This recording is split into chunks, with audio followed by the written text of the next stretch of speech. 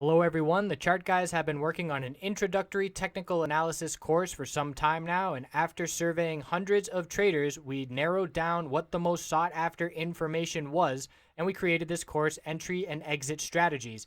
It's over 5 hours in length, and we go over different signals that the charts tell us for when to buy and when to sell. If you are the kind of trader that is still looking at charts and not realizing what it is trying to tell you, still feeling a little bit overwhelmed, this course is designed to alleviate that uncertainty.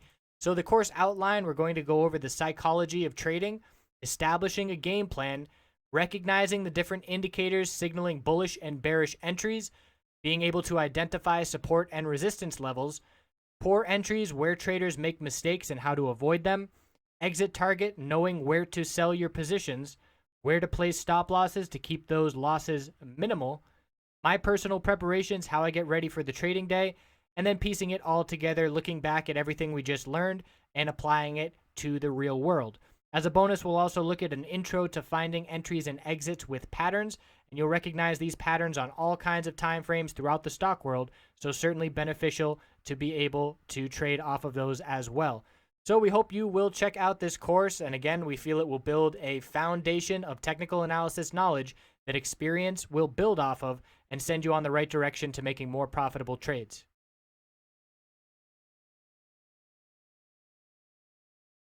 Looking at Apple on the daily and weekly time frame. So if you saw the video yesterday, the consolidation was normal and healthy. Certainly didn't expect the bulls to show up so strongly this soon, but we definitely knew which direction to be looking as we backtested and held the 50-day moving average support. Again, the high of yesterday was not 115. It was at about 113.55 or 65 off the top of my head. And either way, we broke that right away. And then we broke the high that we've seen on this move, 114.70, and the bulls they came out swinging today in a big way. You can see the highest volume we've seen in over a month and a breakout. We're above the upper Bollinger Band. There was a bit of a sell-off at the end of the day with that upper wick. We saw the technology sector, QQQ, and the S&P 500 all with a little bit of profit taking. Certainly not surprising with the move we've seen over the past week and the Fed coming up tomorrow. But we're still in breakout mode. We're now filling this gap. The gap will fill at 116.71. And the bulls are looking great. And if you've been watching these videos, we knew the bulls would have been looking great because of this weekly time frame. We've been holding this middle Bollinger Band time and time again.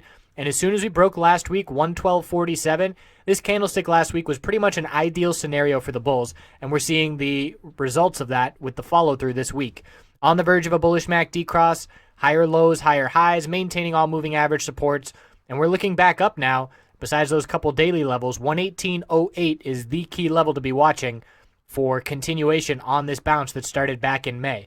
Looking at the 5-minute time frame for Apple, bulls right out of the gate, big time move, consolidated sideways, normal healthy consolidation, no red flags in terms of big pullback.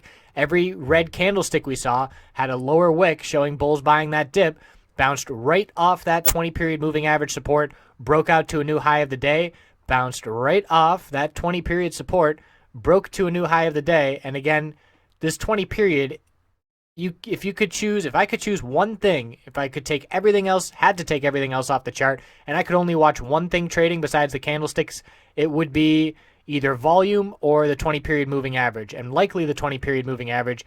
It just time and time again is your guide for trading, and here, holding multiple times, and then it was lost, and what happens after we lose it? Lower highs and lower lows for the rest of the day. So the first time we lost it was the first red flag, lower high, lower low, and then there's that dump at the end of the day with profit taking. So the hourly time frame certainly favors the bulls. Let's look at the 2-day here. And big time breakout, normal healthy consolidation, RSI cooling off from overbought conditions. No red flags anywhere for the bulls. We'll see what we get with the Fed tomorrow.